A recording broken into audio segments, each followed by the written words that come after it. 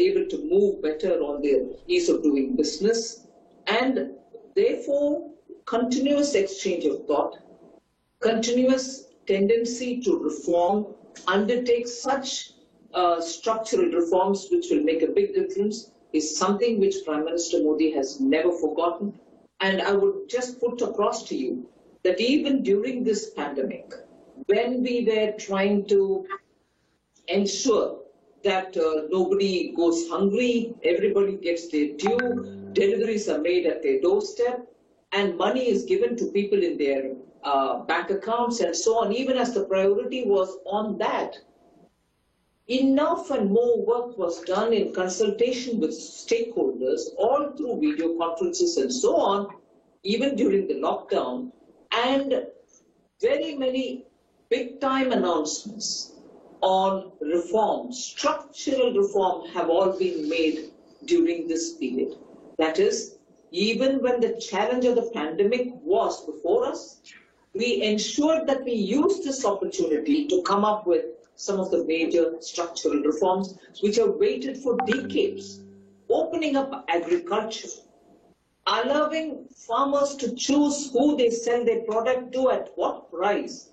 May sound simple, but it was a reform which was dependent on so many provinces. Every state had to agree. But the central government saw that it was possible to bring that change because we clearly understood interstate activities were with the union government's powers, and in the list of responsibilities between union and the states, because it was entirely with the central government, we were able to open up agriculture. Labor codes are also being completely changed. New freshness is being brought in. Those codes will get cleared in the parliament. And above all, during the lockdown, the several things which have been done have now borne fruits that I can confidently tell you that we are able to see green shoots.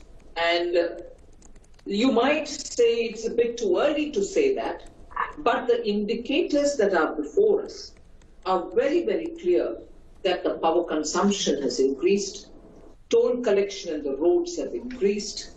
Very clearly, the bank operations and their transaction of businesses, particularly the digital mode and not the ATMs, have increased in their traction.